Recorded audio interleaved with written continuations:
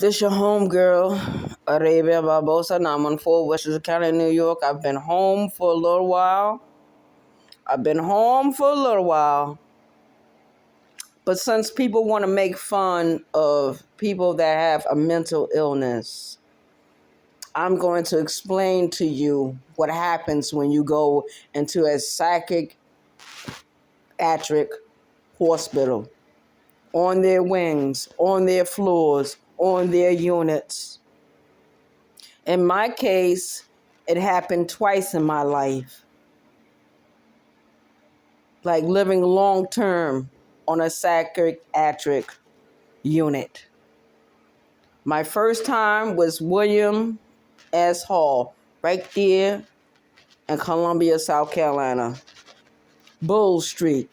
Shout out to Columbia, South Carolina. Shout out to Bull Street. Shout out to the chat. The second time was Bryant Psychiatric in West Columbia. But my biggest test really came when I was in the penitentiary. My biggest test came when I did short terms in the hospital. I don't care what no other bitch say about me on this app. I'm going to tell you what happens to you when you go into one of those units. Number one, you get admitted. It might not be from you signing a piece of paper. It might mean that the police brought you in or your family brought you in. And now you are subject to be a patient on a mental ward. Shout out to the chat. Shout out to my YouTube creators. Shout out to my subscribers. Shout out to my chat members. Shout out to my support team. I want to do this video. I want to do it. Let me do it, please. Please allow me to do this. When they admit you as a mental ill person, they admit you into a hospital somewhere. You are subject now. You are helpless now. You are out in the open now. I remember when I first went into this branch of service as a teenager. I went in for self-mutilation. I had cut my arms to ribbons. Blood went everywhere. I did not care.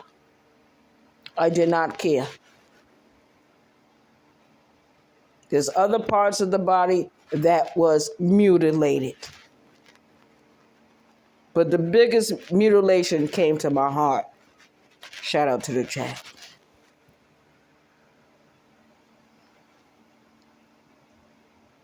When I went in there, they went into my bag. They said, well, she ain't gonna need this, she ain't gonna need that.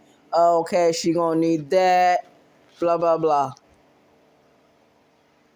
They had me see the medical doctor. Cleared of anything. They had me talk to a social worker. Social worker was assigned to me. I'm not going to give her name. I'm not. Because this woman, she's something. She's something serious. I met her as a teenager. I'm 50 years old now, and I still have a lot of respect for this woman. A lot of respect. Because when things went wrong on that unit, she had to come in and talk with me. She had to meet with me. When you are being released from that situation, you have to talk to a social worker. I'm sorry. There's no other way of getting around that. Let's go on with the story. Let's go on. Your first night there, you're eating snacks, you're drinking water, you're drinking sodas, you're watching movies. They're playing that soft elevator music. Soft elevator music. Shout out to the chat. Shout out to my subscribers. Because you've been sticking with me so long. Let's go on. When you go in there, they put you in a room with someone else. They put you in a room with someone else. And that person is your roommate. So you get close to that person. You talk with that person. You commune with that person. When you go into the shower area, you're taking showers with that person. At that time, I was too fucked up in my mind to worry about a female body. Shout out to the chat. Let's go on. When you wake up the next morning, they wake you up, you go into the shower area, you take a shower, you change into clean clothes, you present yourself. We have a little meeting before the morning even starts. They walk us down to the kitchen area.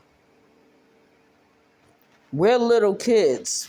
Not little kids. I wasn't a little kid. I was, a teenager. There was little children. There was adults.